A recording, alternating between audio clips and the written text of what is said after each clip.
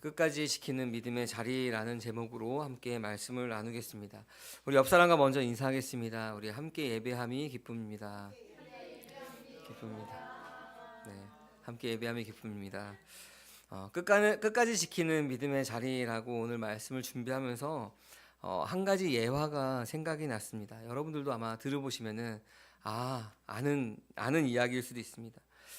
외딴 섬의 등대를 홀로 지키는 남자의 이야기입니다. 어떤 외딴 섬에 오래된 등대가 있었습니다. 이 등대는 수십 년 동안 폭풍우가 몰아칠 때마다 배를 안전하게 인도하는 역할을 하였습니다. 그곳에는 한 등대지기가 있었습니다. 그는 매일 밤마다 어김없이 매일매일 등불을 밝히면서 자신의 책임을 다하는 것이 바로 이 등대지기의 모습이었습니다. 어느 한 젊은이가 찾아와서 이 등대지기에게 물었습니다.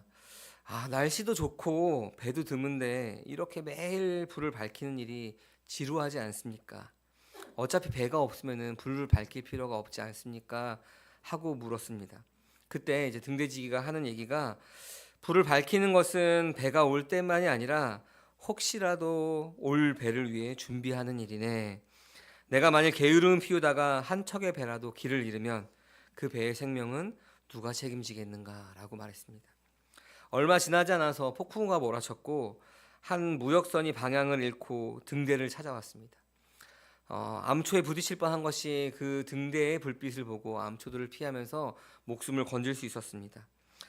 배의 선장은 등대지기를 찾아와서 감사 인사를 전하며 말했습니다. 당신의 불빛이 없었다면 우리 배는 바다에 가라앉았을 것입니다. 여러분, 오늘 말씀을 준비하면서 우리가 주변의 환경이 누가 알아주지 않는다고 하여도 우리가 있는 그 자리를 지키는 것이 얼마나 중요한 것인가 하는 것들을 이 예화를 말씀을 준비하면서 이 예화가 떠올랐습니다. 오늘 본문 말씀 말라기 3장 13절에서 18절까지의 말씀은 하나님을 경외하는 자들이 나옵니다. 이 하나님을 경외하는 자들이 어떤 모습으로 있었냐면은 악인의 형통을 보면서 교만한 자가 잘 되는 것을 보면서 내가 과연 하나님을 믿는 것이 옳은 길인가 하며 흔들리는 모습 가운데 나옵니다.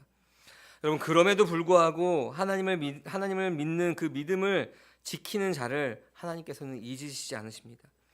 악인의 형통을 보면서 신앙이 헛되다라고 느껴질 수도 있습니다. 우리가 지키는 믿음이 보잘 것 없어 보일 때도 있습니다. 그러나 우리가 그 자리가 복된 자리입니다. 오늘 말씀을 나누면서 그 자리를 지키는 것이 어떤 의미인지를, 어떤 것인지를 우리가 함께 나누는 시간이 되길 원합니다.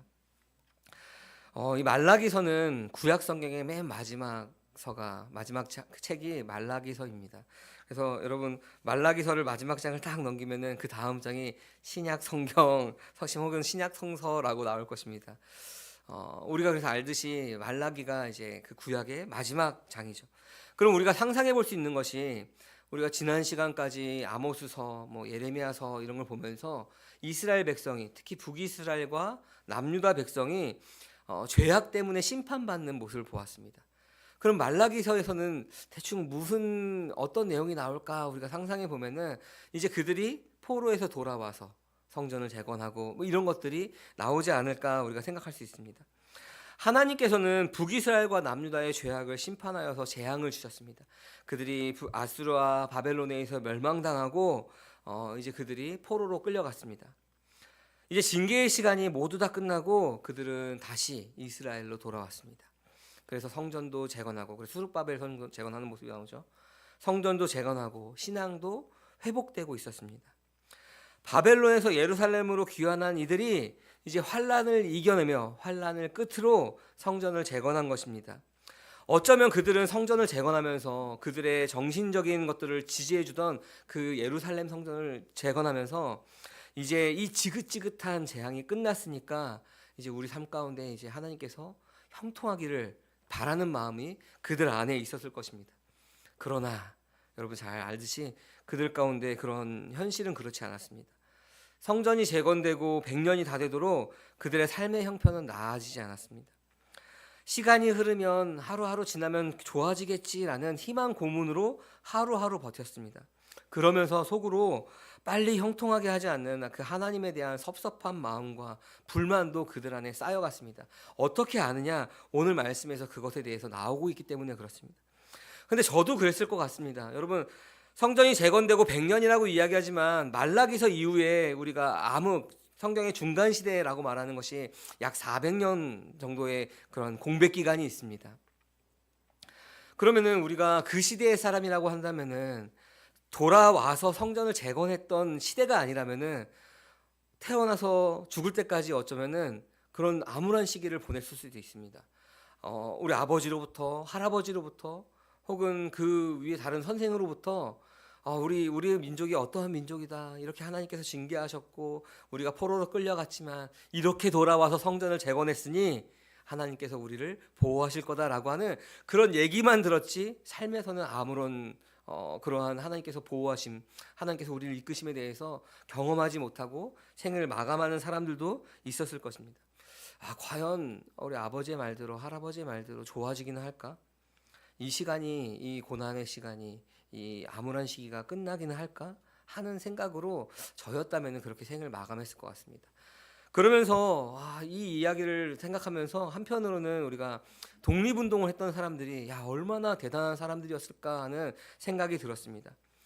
끝나지 않을 것 같은 그런 일제강점기 시대에 독립이 언젠가 오겠지 하는 그런 마음으로 자기의 목숨을 바쳐서 그런 절망적인 상황 가운데 그 소망을 가지고 독립운동을 했던 그 사람들의 모습을 보면서 그들은 비록 신앙이 있는 사람이든 있지 않은 사람이든 독립이 될 거라는 소망을 가지고 자기 한 몸을 바쳤구나. 근데 나는 그럴 수 있었을까? 대부분의 사람들이 그 나라가 독립하는 걸 보지 못하였지만 결국에는 독립을 하였습니다. 그 자리를 그들이 지키는 사람들, 그 목숨을 건 사람들이 있었기 때문에 그런 것입니다. 그래서 여러분, 우리가 행함이 없는 믿음은 죽은 믿음이다라고 한 것처럼 우리의 말씀이 우리 가운데 있으면 그 말씀을 우리가 행해야 하는 것입니다. 때를 얻든지 못 얻든지 우리가 해야 하는 것입니다. 깨달았다면 행해야 하는 것입니다. 행함이 없는 사변적인 믿음은 그래서 죽은 믿음이다라고 하는 것입니다. 그런 믿음은 나도 살릴 수 없고 타인도 살릴 수가 없는 것입니다. 만약에 그런 사변적인 믿음으로 이 지금 말라기서의 사람들과 같이 우리가 살고 있다라면은 좋아지겠지 하는 막연한 그런 기대감보다는 악인이 잘 되는 걸 보고 내가 그 의의 자리를, 믿음의 자리를 지키기보다 그들을 따라서 아마 가는 사람들로 바뀌게 될 것입니다. 이스라엘 백성은 성전 재건 후 100년이 다 되도록 좋아지지 않았습니다. 게다가 교만하고 악을 행하고 하나님을 시험하는 사람들이 아무런 어려움 없이 번성하는 그런 시대에 살고 있었습니다. 세상은 악을 행하고 교만하며 하나님을 시험하며 스스로 왕이 되어 군림하는 자들이 어려움 없이 번성하고 있는 것처럼 보입니다. 그때나 지금이나 그런 것은 비슷합니다. 그러나 우리가 있어야 할 자리, 우리가 해야 할 것이 무엇인지를 우리가 분명히 알아야 합니다. 그러면 그런 상황 가운데 우리는 흔들리지 않고 믿음을 지켜나갈 수 있는 것입니다. 여러분, 콩 심은 데 콩 나고 팥 심은 데 팥 난다라는 이야기가 있습니다. 심는 대로 거두는 거죠. 그런데 선을 심었는데 재앙을 거두고 악을 심었는데 형통을 거둔다면은 오늘 말라기서에 나와 있는 사람들처럼 똑같이 우리가 질문할 수 있습니다. 하나님은 공의로운 분이 아니십니까?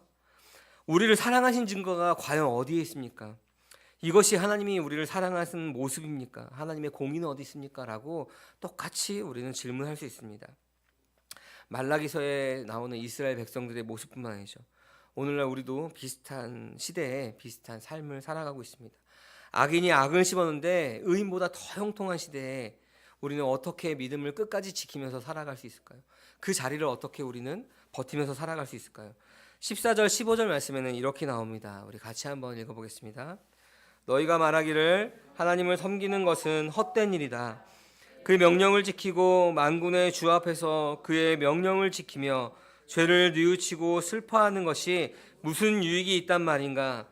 이제 보니 교만한 자가 오히려 복이 있고 악을 번성하며 하나님을 시험하는 자가 재앙을 면한다 하는구나. 아멘.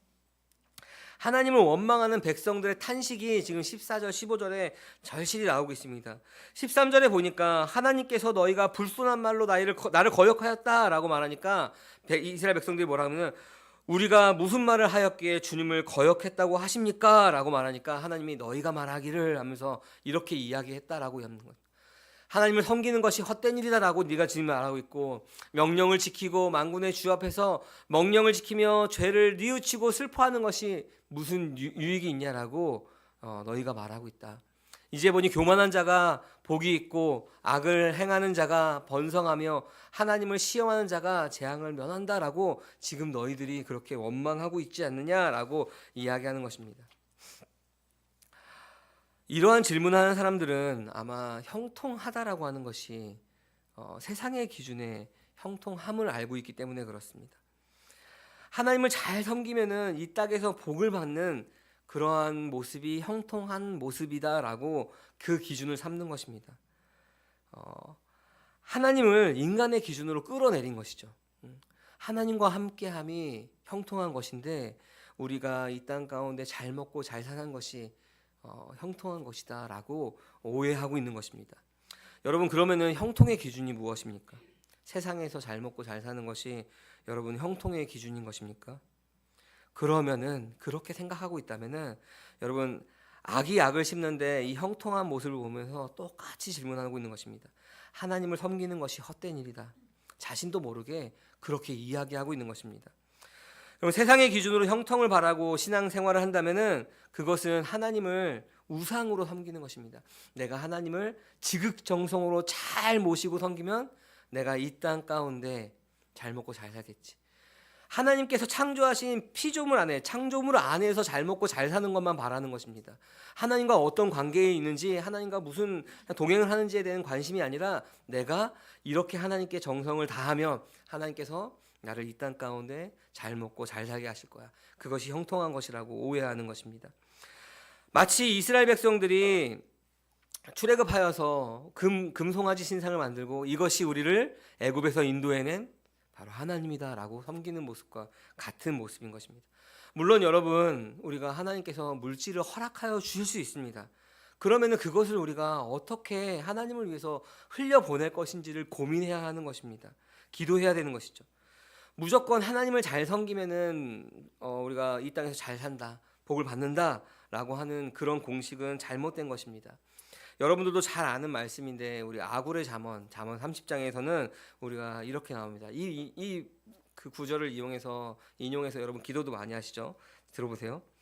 나를 가난하게도 부유하게도 하지 마시고 오직 저에게 필요한 양식만 주십시오. 왜 그러죠? 제가 배불러서 주님을 부인하며 제가 가나요? 주님을 팔아먹을까봐 그렇게 나에게 가난하게도 부유하게도 하지 마세요라고 하는 그 기도가 바로 잠언 30장에 나오는 아굴의 잠언입니다. 함께하는 교회 성도 여러분, 악인의 형통함을 보면서 우리가 의문을 가질 수 있습니다. 그래, 그렇지, 당연한 것이지라고 생각하는 것이 아니라 그들의 모습을 보면서 우리가 의문을 가질 수 있습니다. 하나님을 섬기는 것이 헛되다라고 하는 그 말을 보면서 혹은 우리가 그런 말을 하면서 그 믿음의 실현 가운데 나의 연약함, 그들의 연약함을 우리가 발견할 수 있는 것입니다. 그러나 여러분, 그 연약함에 속아서 그 악인의 형통을 부러워할 필요는 없는 것입니다. 하나님 없는 형통은 형통해 보이나 그 끝은 그렇지 않습니다. 그러니 함께하는 교회 성도 여러분, 우리가 주님을 바라보시길 바랍니다. 그렇지 않으면 악인의 형통이 마치 진짜 형통인 것처럼 우리가 오해할 수가 있는 것입니다. 16절에 보니까 이렇게 나와 있습니다. 우리 같이 한번 읽어볼까요? 그때 주님께서는 주님을 경외한 사람들이 서로 주고받는 말을 똑똑히 들으셨다.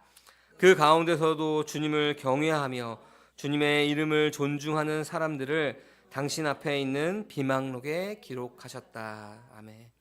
저는 이 말씀을 좀 묵상하면서 정말 깜짝 놀랐습니다. 여러분들도 아마 들으신다면은 아마 깜짝 놀랄 만한 일인데 왜 놀랐을까요? 이 비망록에 주님께서 기록하셨다는 것에 놀랐을까요? 아니면은 어떻게 저들이 불경스럽게 하나님을 원망하면서 이스라엘 백성들이 그렇게 하는 것을 놀랐을까요? 왜 놀랐을까? 저는 그런 것 때문에 놀란 것이 아닙니다. 왜냐하면 저도, 여러분들은 그렇지 않을 수도 있지만 저도 악인들이 잘 되는 모습을 보면서 하나님 어떻게 저들을 그냥 벌하지 않고 왜 우리는 이렇게 고통받는데 저 악인들에게 저 악인들은 저렇게 잘 먹고 잘 살고 떵떵거리면서 아무런 후한무치처럼 아무렇지도 않게 저렇게 살아갑니까 하고 하나님을 원망한 적이 저도 있기 때문에 그런 것 때문에 놀라지 않았습니다. 그런데 이 현실 문제 때문에 원망하는 자들을 하나님께서는 야, 내가 다 기억했어, 너를 나의 치부책에 기록했어가 아니라 비망록에 기록했다 그러시죠. 그리고 더 중요한 것은 무엇이냐면은 그런 사람들을 뭐라 하면은 하나님께서 주님을 경외하는 자들이라고 부르신다는 겁니다. 하나님 원망하는데 그들을 경외하는, 하나님을 경외하는 자들, 주님을 경외하는 자들이라고 부르십니다. 그리고 그들을 하나님께서 그들의 말을 다 들으시고 그 원망하는 말들을 다 들으시고 그 비망록에 기록하셨다라고 하는 것이 깜짝 놀랐던 일입니다. 16절에 보면은 이렇게 나오죠. 그때 주님께서는 주님을 경외한 사람들이 서로 주고받는 말을 똑똑히 들으셨다. 그 말이 무엇이죠? 14절에서 하나님을 섬기는 일은 헛된 일이다 하면서 시작하는 그들의 말을 똑똑히 들으셨는데 그들이 바로 누구냐면은 주님을 경외한 자들이라고 하는 겁니다. 와, 너무 놀랍지 않습니까? 하나님을 믿고 말씀에 순종해도 아무런 유익이 없다라고 말하며 도리어 교만한 자가 복을 받고 악인이 형통한다라고 말하며 주님을 시험하는 사람들에게 재앙이 오지 않는다라고 말하는 그런 사람들을 하나님께서 원수라라고 하지 않고 바로 다 주님을 경외하는 자들이라고 우리를 용납하신다는 것입니다. 저는 이 말씀을 보면서 너무나 놀라웠습니다. 우리는 보통 어떻게 하냐면은 나에게 잘못을 행한 사람을 어디다가 적어놓죠? 우리 마음 깊숙한 지워지지 않는 곳에 외상장구로 깊이 새겨놓죠. 몇 월 며칠 누구누구가 나에게 이렇게 이야기했어, 내가 잊지 않겠어 하고 꾹꾹 지우지 않게 눌러 담죠. 그래서 우리는 그 외상장구를 한 번씩 꺼내보면서 그 사람을 볼 때마다 너가 나한테 이랬지. 우리는 그러지만 하나님께서는 그렇지 않으신다는 것입니다. 용납하신다는 겁니다. 그렇게 하나님께서 다 품어주셨는데 그렇게 하나님을 원망하는, 회복하셨는데 그들을 원망하는 하나님 원망하는 그들을 오히려 주님을 경외하는 자들이라고 부르신다는 것입니다. 시편 56편 8편에 보면은 이 비망록에 대한 이야기가 나옵니다. 우리 같이 한번 읽어볼까요? 나의 방황을 주님께서 헤아리시고 내가 흘린 눈물을 주님의 가죽부대에 담아두십시오. 이 사정이 주님의 책에 기록되어 있지 않습니까? 아멘. 이 주님의 책 비망록에 무엇이 기록되어 있냐면은 나의 방황을 주님께서 헤아리시고 내가 흘린 눈물을 주님의 가죽부대에 담아두는데 그 사정, 어떤 사정이냐면은 내가 정말 눈물로써 이 하루하루 살아가는 이 정말 원수들이 그 악인들이 형통하고 교만한 자들이 잘 되고 하나님을 저주하는 사람들이 저렇게 잘 돼 보이는 그 상황 가운데 내가 믿음을 지켜나가며 눈물로 하루하루 보냈던 그것들을 하나님께서 아신다라고 하는 겁니다. 주님께서 그 눈물을 주님의 그 병에 가죽부대에 그 눈물을 하나하나 담으시고 그걸 다 기록하셨다, 잊지 않으시겠다라고 하는 것입니다. 여러분, 하나님은 우리를 행동으로 판단하지 않습니다. 만약에 우리를 행동으로 판단했다면은 여러분들 중에 아무도 여기 앉아 계실 분들이 한 사람도 없겠죠. 그럼 저도 마찬가지로 하나님께서 저를 행동으로 판단하셨다면은 이 앞에 서가지고 여러분께 설교할 수 있는 사람이 아닌 것입니다.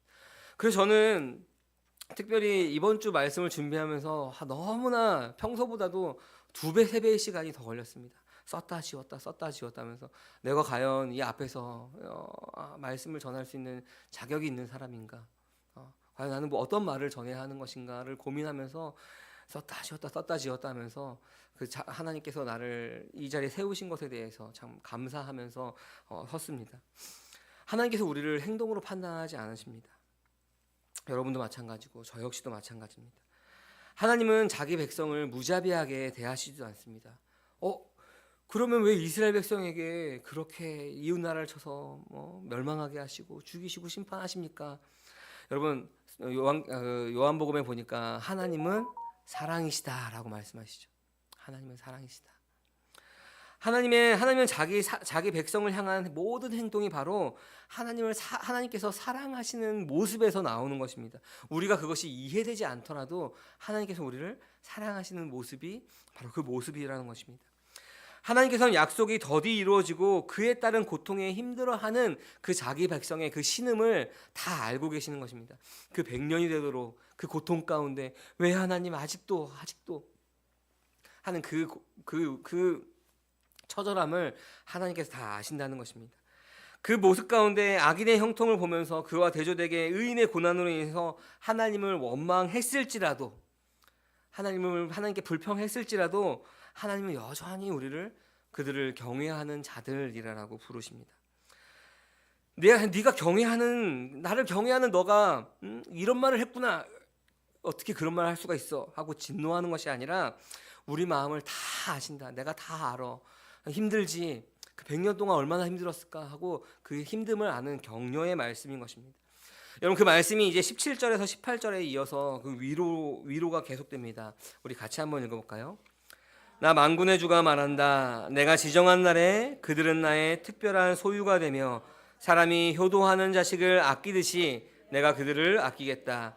그때야 너희가 다시 의인과 악인을 분별하고 하나님을 섬기는 자와 섬기지 않는 자를 비로소 분별할 것이다. 아멘. 그때야 너희가 다시 의인과 악인을 분별하고, 그럼 그때까지는 우리가 그 헷갈리는 상황 가운데 하나님을 원망하고 어떻게 이렇게 하시겠습니까? 하는 일들이 우리 가운데 빈번하게 발생할 것입니다. 그러나 하나님께서 내가 지정한 그날에, 주님께서 지정한 그날에 그들은 특별한 소유가 된다라고 하는 것입니다. 여러분, 지금 이스라엘 백성들은 악인과 교만한 자들과 하나님을 경외하지 않은 그런 사람들과 더불어서 살고 있습니다. 함께 살고 있습니다. 옆에 같이 살고 있죠. 같이 하고 있지만 이 사람들은 하나님을 경외하지 않고 악인이며 교만한 사람들과 함께 살아가고 있는 것입니다. 그 상황 가운데서 시련을 겪고 살아가고 있습니다. 정말 우리와 비슷하지 않습니까? 여러분들도 그렇죠. 우리가 살아가는 현실에서 우리 주변에 많은 사람들이 하나님을 경외하지 않습니다. 오히려 악한 모습으로 살아가는 사람들이 있습니다. 내 것을 더 바라고 착취하고 사람들을 찍어 누르는 그런 모습 가운데, 또 교만한 사람들 가운데 살아가고 있습니다. 그런 그들에게 하나님께서 약속하십니다. 주님께서 지정한 날에 그들은 나의 특별한 소유가 될 것이다. 여러분, 이 특별한 소유라고 하는 말은 말라기 3장 17절 이외에 구약에서 4번이 더 나옵니다. 출애굽기 19장 15절과 신명기에서 3번이 나옵니다. 그러니까 이 말은 무엇이냐면은 출애굽기 19장에서는 무슨 장면이 나오죠? 하나님께서 시내산에서 모세에게 그 말씀을, 이스라엘 백성들과 언약을 맺는 장면이 출애굽기 19장 말씀입니다. 이것을 우리가 통틀어서 뭐라고 얘기하면은 구약, 옛 약속이라고 말합니다. 특별히 19장 5절에서는 이렇게 나옵니다. 너희가 내 말을 잘 듣고 내 언약을 지키면 너희는 모든 민족 중에서 내 소유가 되겠고 라고 말씀하십니다.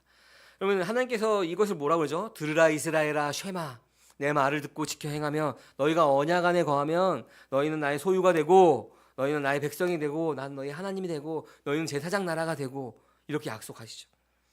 여러분, 바꿔서 생각해 보면은 어떤 말이냐면은 모세오경, 그러니까 하나님께서 이스라엘에게 출애굽께서 말씀하시고 모세가 이스라엘 백성이 가나안 땅에 들어가기 직전인 신명기에서 모세가 설교하면서 하나님의 소유가 될 것이라고 하는 그 약속을 다시 상기시켜 주는 겁니다. 그러면은 그 이후에 가나안 정복 시기에도 이 말씀이 안 나왔고, 왕정 시기에도, 분열왕국 시기에도, 포로로 끌려간 그 시기에도 나오지 않고, 이제 구약이 마치는 마지막 말라기에서 하나님께서 이 약속을 다시 한번 이스라엘 백성에게 상기시키는 겁니다. 이 구약 성경을 읽으면서 그래, 우리가 하나님의 소유가 되는 것이지 라고 하는 그 말씀을 다시 한번 기억하는 것입니다. 하나님께서 이스라엘 백성과 처음 언약을 맺을 때 너는 나의 특별한 소유 보아라, 세굴라라 라고 칭하셨습니다. 이것은 그 말씀을 지켜 행해서 그 언약 안에 거할 때를 전제하는 것입니다. 여러분, 오늘 말씀에 사람이 효도하는 자식을 아끼듯이 내가 그들을 아끼겠다라고 말하는데, 고대근동 간수에 보면은 부모님들은 자기를 잘 섬기는 아들을 특별 대우했다라고 이야기합니다. 그렇게 그 이스라엘 백성에게 그렇게 대우해 주겠다, 특별한 소유가 되게 하겠다라고 합니다. 특별한 소유, 세굴라, 그런 자식과도 같은 사람들이 바로 이스라엘 백성, 바로 저와 여러분들이라고 하는 것입니다. 이제 하나님께서 그들에게 다시 말씀하십니다. 약속하셨던 언약을 구약이 마치는 이 시기에 다시 말씀하십니다. 내가 지정한 그날에 그들은 나의 특별한 소유가 되며, 여러분, 이 말씀이 정말 우리 마음에 믿어주시기 바랍니다. 그때 그들이 특별한 소유가 되었을 때 그들은 비로소 의인과 악인을 분별하고 하나님을 섬기는 자와 섬기지 않는 자를 분별하게 될 것입니다. 여러분, 그럼 의인은 누구입니까? 하나님을 섬기는, 하나님을 경외함으로 섬기는 자들입니다. 형통하는 시대는 누가 의인지 악인이 형통하는 시대는 누가 의인인지 누가 악인인지 구분하기가 분별하기가 참 어렵습니다. 그러나 주님의 날에는 그 모든 것을 분별할 수가 있는 것입니다. 세상의 기준으로 형통해도 악인은 악인인 것입니다. 형통해 보이는 악인일 뿐이지 악인인 것입니다. 세상의 기준으로 축복을 받아도 축복받아 보이는 것처럼 보이는 교만한 사람인 것입니다. 당장의 재앙이 없어도 하나님을 시험하는 자는 곧 멸망을 당할 하나님을 시험하는 자인 것입니다. 그러니 하나님 함께하는 교회 성도 여러분, 끝까지 그 의인의 자리, 그 말씀의 자리, 하나님을 섬기는 자리에 머무는 자가 복된 자입니다. 그 자리가 복된 자리인 것입니다. 이번 주 수요일 날 우리는 성탄절로 우리는 절기를 지킵니다. 여러분, 주님께서 이 땅 가운데 오신 것을 우리는 기뻐하며 우리가 함께 그것을 지키죠. 주님께서 이 땅 가운데 오신 그 이유는 무엇이죠? 바로 십자가에서 죽으시기 위해서입니다. 십자가에서 죽으신 이유는 그것은 무엇입니까? 바로 우리가 그걸로서 말미암아 우리가 그 십자가의 죽으심을 말미암아 우리가 옛사람이 그리스도와 함께 십자가에 죽고 다시 살았음을 우리가 믿음으로 말미암아 우리를 죄에서 해방하기 위해서입니다. 우리가 그리스도인으로서 하나님의 자녀로서 살아가게 하기 위해서입니다. 누구든지 예수 그리스도를 믿기만 하면 새 언약 백성이 되었습니다. 여러분, 이 하나님의 특별한 소유가 된다라고 하는 이 말씀이 이스라엘 백성뿐만이 아니라 이제 누구든지 그 말씀을 믿기만 하면 하나님의 소유가 되는 것입니다. 베드로전서 2장 9절에 보니까 베드로 사도는 구원받은 자를 가리켜서 하나님의 소유라라고 말하고 있습니다. 우리 같이 한번 읽어볼까요? 그러나 여러분은 택하심을 받은 족속이요 왕과 같은 제사장들이요 거룩한 민족이요 하나님의 소유가 된 백성입니다. 그래서 여러분을 어둠에서 불러내어 자기의 놀라운 빛 가운데로 인도하시는 분의 업적을 여러분이 선포하는 것입니다. 아멘. 여러분, 베드로전서 2장 9절 말씀을 보면서 무엇이 기억나나요? 출애굽기에서 하나님께서 약속하신 너희가 내 말을 듣고 지켜 행하면 너희는 왕 같은 거룩한 민족이요 하나님의 소유가 된 백성이요 왕 같은 제사장이요 제사장 나라가 되고 하는 그 말씀이 오마주되지 않습니까? 그 말씀이 바로 오늘날 저와 여러분에게도 그 십자가의 사건을 믿기만 하면 이라고 말씀하고 계시는 것입니다. 여러분, 하나님의 소유가 된 백성입니다. 이제 누구든지 그리스도를 믿기만 하면 그렇게 되는 것입니다. 하나님의 소유가 된 백성은 주님 오시는 그날까지 그 악인들의 형통함을 보면서 흔들리는 것이 아니라 그 믿음의 자리를 떠나지 않는 사람들인 것입니다. 비록 악인이 형통하고 교만한 자가 번성하는 시대라도 하나님을 떠나지 않는 것입니다. 늘 그랬듯이 역사는 암울한 역사가 반복됩니다. 하나님의 공의는 구부러져 있는 것처럼 보이고 악인은 형통해 보이고 공의와 정의는 온데간데 없어 보입니다. 그러나 말씀은 우리에게 너희는 나의 특별한 소유다라고 말씀하십니다. 그러니 우리는 교만한 자들의 형통을 부러워하지 마십시오. 의인의 자리에서 끝까지 우리가 버텨야 하는 것입니다. 믿음의 여정은 순간적인 감정이 아닙니다. 수시로 변하는 감정이 아닙니다. 신실한 신앙은 의인의 자리, 주를 섬기는 자리에서 버티는 것입니다. 사랑하는 함께하는 교회 성도 여러분 그 십자가의 사건을 여러분 믿으십니까? 나의 옛사람이 그리스도와 함께 죽고 그리스도와 함께 살았음을, 그래서 이제 내가 사는 것은 나로 사는 것이 아니라 그리스도를 믿는 믿음 안에서 하는 것임을 여러분 믿습니까? 그럼 여러분, 옆 사람과 우리가 이렇게 나눴으면 좋겠습니다. 나는 하나님의 특별한 소유입니다. 우리 한 번 더 나눌까요? 당신은 하나님의 특별한 소유입니다. 네, 우리 소유자매가 있어가지고 아마 소유자매는 이 말씀을 잊지 않겠죠. 여러분, 여러 가지 풀리지 않는 삶의 문제를 두고 많은 사람들이 수군수군 됩니다. 그리스도인들도 마찬가지죠. 그래서 때로는 우리들도 하나님을 원망할 수 있습니다. 그런 우리에게 하나님은 여전히 우리를 야, 너 왜 나를 원망해? 라고 하지 않고 주님을 경외하는 자라고 부르시면서 그 상황을 다 이해하시고 하나님의 비망록에 그 눈물을 하나하나 가죽부대에 담으면서 기록하신다고 말씀하십니다. 특별한 소유, 특별한 보화, 세굴라로 우리를 부르십니다. 여러분 그것을 기억하며 그 어둠 속에서 우리를 불러내어 우리가 그 하나님의 복음을 선포하는 사람들로서 우리 살아가게 하십니다. 여러분 그것을 기억하며 우리가 그것을 사변적으로만 아는 것이 아니라 그 말씀을 붙들고 행동하며 하나님의 공의와 정의를 실천하며 살아가는 함께하는 교회 모든 성도님들 되시기를 주님의 이름으로 간절히 소망합니다. 아멘. 이 시간 우리 함께 들은 말씀을 기억하면서 기도하겠습니다. 여러분 우리가 하나님을 원망할 때에도